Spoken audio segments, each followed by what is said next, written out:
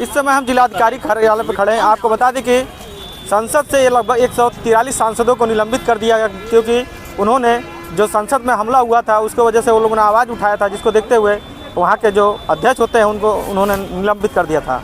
आज यहाँ पे कांग्रेस और अन्य पार्टियों के द्वारा धरना प्रदर्शन किया जा रहा है कि उन सांसदों को वापस लिया जाए, उनका निलंबन को खत्म किया जाए। क्या है पूरा मामला, आइए हम जानते हैं।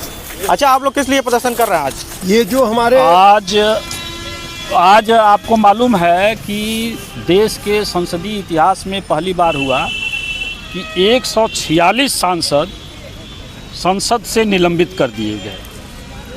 और क्यों निलंबित कर दिए गए? सिर्फ इसलिए कि वो सरकार से सवाल पूछ रहे थे, सरकार से ये जानना चाह रहे थे कि आखिर सुरक्षा व्यवस्था कैसी है कि संसद में बेरोजगारी से परेशान लड़के अवैध सुरक्षा भेद करके घुस जा रहे हैं। तो इस पर गृह मंत्री और भारत के प्रधानमंत्री संसद में आकर के बयान दें, यही मांग थी। इसी सवाल पर आमतौर पर संसद में यह होता रहा है, इतिहास रहा है कि सांसद जो है अपना विरोध प्रदर्शन करने के लिए बेल में जाते रहे हैं, तख्तियाँ लहराते रहे हैं, अपनी बात कहते रहे हैं। लेकिन ये तानाशाही सरकार को ये भी गवारा नहीं है कि संसद में कोई अपनी बात कहे, अपना सवाल पूछ सके। इसी बात को लेकर के शायद इतिहास में अब तक की सबसे बड़ी कार्रवाई है कि 146 सांसदों को संसद से निलंबित कर दिया गया है। क्या मांग कर रहे हैं आप? हम मांग कर रहे हैं कि ये लोकतंत्र की हत्या है। विरोधी न रहे तो लोकतंत्र कैसे चलेगा? जब विरोधी सांसदों को ही निलंबित कर दिया जाएगा, ये मनमानीपन सोच है इनका।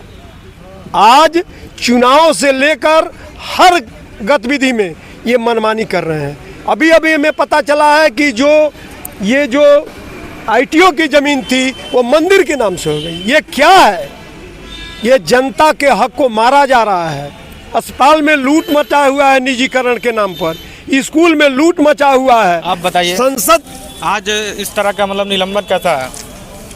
देखिए, ये लगातार वर्तमान सरकार जो है तानाशाही का रुख अपना के काम की जा रही है।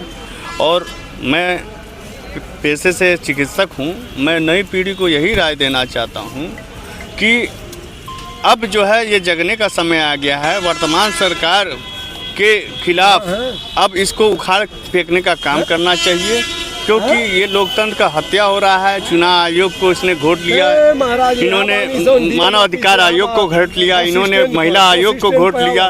पहले हम छोटे थे तो ये सब आयोग इतने बड़े होते थे कि जिस संस्था में चले जाते थे वहाँ अधिकारी हिल जाते थे और उसमें कोई प्रधानमंत्री या मुख्यमंत्री हस्तक्षेप नहीं करता था। आज कोई भी आयोग, चाहे सुप्रीम कोर्ट, अपने असली पावर में है ही नहीं। सबको इस वर्तमान सरकार ने अपने इशारों पर नचाने का काम किया हुआ है। तो ये लोकतंत्र इस देश का खतरे में है। तो देखिए, कुछ और कांग्रेस के भी लोग हैं यहाँ पे आए हुए हैं, धरना प्रदर्शन दे रहे हैं। आज 143 सांसदों को निलंबित कर दिया गया। आप लोग यहाँ प्रदर्शन करने का क्या मांग कर रहे हैं? देखिए, हम लोग 143 नहीं 146 हो गए हैं, कल संख्या बढ़ी है। और यह बहुत दुख की बात है कि भाजपा सरकार जिस तरह से तानाशाही से इस देश में राज करना चाह रही है। जनता अब आज़ाद हो चुकी है और आज़ादी के बाद हम लोग फिर गुलामी की तरफ आगे बढ़ रहे हैं। भारतीय जनता पार्टी की नीतियों की वजह से और उनके कार्यों की वजह से अब यह तानाशाही देश की जनता को बर्दाश्त नहीं हो रहा है। और जिस तरह का कार्य भारतीय जनता पार्टी कर रही है, इससे पूरी देश की जनता नाखुश है। और 2024 में पूरी जनता ने मूड बना लिया है कि किसी भी हाल में इस सरकार को गिरा करके, निस्तोनाबूद करके, नई सरकार को जो जनता के लिए कार्य करती है उसको बनाने का कार्य करेगी। देखिए, यहाँ पे कई लोग आए हुए हैं, अन्य पार्टियां भी आई हैं। जो इंडिया गठबंधन टीम है जो कि 2024 का लोकसभा चुनाव लड़ेगी, उसको देखते हुए यहाँ पे लोग प्रदर्शन कर रहे हैं और जो 146 सांसद हैं उनके निलंबन के वापसी करने के लिए मांग कर रहे हैं। फिलहाल ये मांग 2024 में और इस तरह का प्रदर्शन कितना प्रभाव डालेगा ये तो आने वाला वक्त ही बताएगा। श्रीगंगा न्यूज़ के लिए किसानी गोरखपुर।